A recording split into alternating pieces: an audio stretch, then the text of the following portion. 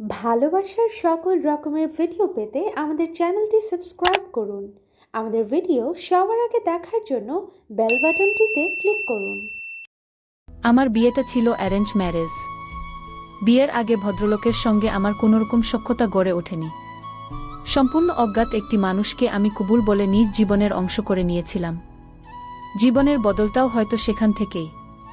আমি সাদামাটা মধ্যবিত্ত পরিবারের অনুগত একটি মেয়ে। ভালো রান্না জানি, আবৃত্তি জানি, পড়াশোনায় ফার্স্ট সেকেন্ড হতে না পারলেও প্রথম সারিতেই থাকতাম। ভালো মেয়ের যত বৈশিষ্ট্য থাকা দরকার সবই কম বেশি ছিল। ভালো মেয়ের বৈশিষ্ট্য ধরে রাখতেই কিনা আমার কখনো প্রেম হয়ে ওঠেনি। মনের মাঝে নিষিদ্ধ অনুভূতির অনুপ্রবেশ ভালো লাগা অবধি সীমাবদ্ধ ছিল। আর ছিল ভালোবাসার অপেক্ষা। একটি হালাল ভালোবাসায় মোরা স্বপ্ন মনের মাঝে বুনতে শুরু করেছিলাম ভালোবাসা বোঝার পর থেকেই। আমার মাধ্যমিক পাশ ব্যবসায়ী বাবা ও অক্ষরজ্ঞানহীন সরল মায়ের ৩ কন্যার বড়জন আমি। যথারীতি মেয়ে যৌবনে পদার্পণ করতেই তাকে পাত্রস্থ করার চিন্তা শুরু হলো। ঠিক তখনই আমি অবগত হলাম এই সমাজে একজন ভালো মেয়ের চেয়েও সুন্দরীদের কদর বেশি।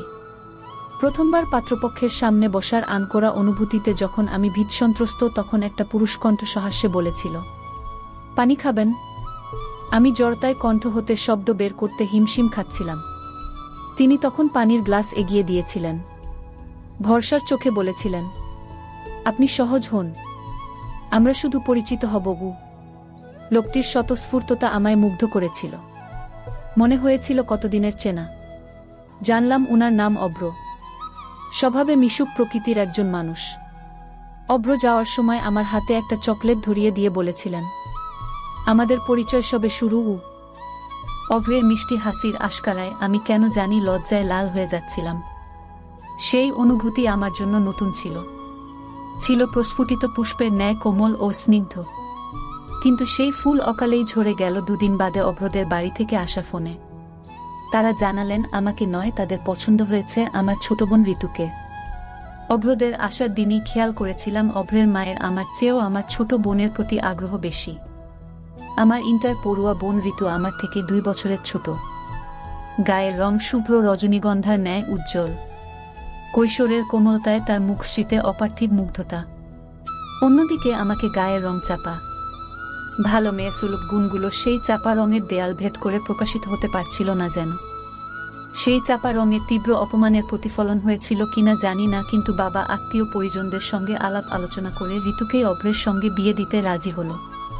কারণ ছেলের বনেদি ঘর, বিরাট অর্থসম্পদের মালিক, বাবা মায়ের একমাত্র সন্তান। এমন বাড়িতে মেয়ে বিয়ে দেওয়ার সুযোগ হাতছাড়া করা নির্ঘাত মূর্খামি। আমার বাবা মূর্খামি করেননি। মা আমার সহজ সরল আগেই বলেছি। আমার মনের অবস্থা টের পেয়ে ক্ষীণ প্রতিবাদ করতে চেয়েছিলেন। বড় মেয়েকে দেখতে এসে মেজো মেয়েকে পছন্দ করল। এমন মানসিকতার মানুষের সঙ্গে সম্পর্ক তৈরি করা কি ঠিক হবে? আমাদের বেলির মনের অবস্থাটা একবার ভেবে দেখবে না? বাবার রক্তনেত্রের সামনে মায়ের কথাগুলো কুয়াশার মতো ধোঁয়াটে হতে হতে মিলিয়ে গেল। অতঃপর যেই অতিথিরা আমাকে দেখতে এসেছিল তারাই কয়েকদিন পর আবার ঘটা করে আমার বোনকে দেখতে এলো। ঋতুর স্বভাবে ভীষণ জেদি। প্রথম সে বিয়ে করবে না বলে প্রতিবাদ করল, কিন্তু একগুঁয়ে বাবার সামনে সেও টিকতে পারল না। বাড়িতে থাকতে আমি সবচেয়ে বেশি স্বাচ্ছন্দ্য অনুভব করতাম। সেদিনের পর বাড়ির দেয়ালগুলো যেন আমার অলক্ষ্যে উপহাস করা শুরু করল। বাড়িতে থাকতে দম বন্ধ লাগে। হাঁসফাঁস করে বুকের আচ্ছাদনে নিবিষ্ট হৃদয়টা। অভ্রের মুখোমুখি হতে ইচ্ছে হয় একবার। সরাসরি জানতে ইচ্ছে হয়, এভাবেই পরিচিত হতে চেয়েছিলেন আপনি? পরক্ষণেই নিজেকে বোঝাই, বিয়ে তো সারা জীবনের ব্যাপার। সকলের অধিকার আছে পছন্দের মানুষটিকে নিয়ে সারা জীবন কাটানো। অভ্রের জন্য হয়তো ঋতুই সঠিক। অভ্র আমার সঙ্গে কথা বলার চেষ্টা করেছিলেন অবশ্য, কিন্তু ততদিনে উনার নামের আংটিটা ঋতুর আঙুলে উঠে গেছে। কাটা ঘায়ে আরেকটু নুনের ছিটে দিতে চাইনি বলেই উপেক্ষা করে গেলাম। অভ্রের দেওয়া চকলেটটা আমি না খেয়ে রেখে দিয়েছিলাম কেন জানি। ঋতুর সঙ্গে বিয়ের কথা এগোলে চকলেটটা ওকেই দিয়ে দিলাম। ঋতুর বিয়েটা অবশ্য সঙ্গে সঙ্গেই হলো না। এমনিতেই বড় বোনের গায়ের রং চাপা। তাকে রেখে যদি মেজোটার বিয়ে হয়ে যায় তাহলে মন্দ কথা উঠবে। কাকে নিয়ে মন্দ কথা উঠবে ঠিক ঠাহর করতে পারলাম না। তবে বুঝতে পারছিলাম আমার চেনা জানা সুখে আচ্ছাদিত জীবনটা ক্রমেই বদলে যাচ্ছিল। সেই সঙ্গে দীর্ঘতর হচ্ছে অপেক্ষা। ভালোবাসার অপেক্ষা। আমরা 3 বোন একই ঘরে ঘুমাতাম। বিয়ে ঠিক হওয়ার পর ঋতুর মাঝে ধীরে ধীরে পরিবর্তন লক্ষ্য করলাম। মাঝরাত অবধি ফিসফিস করে কথা বলে, কাঁথার ভেতর আলো জ্বলে। তমসাচ্ছন্ন রুমটায় হুটহাট নৈশব্দ চুরমার করে ছড়িয়ে পড়ে ওর চাপা হাসির সুর। আমি অপর পাশে ঘাপটি মেরে পড়ে থাকি।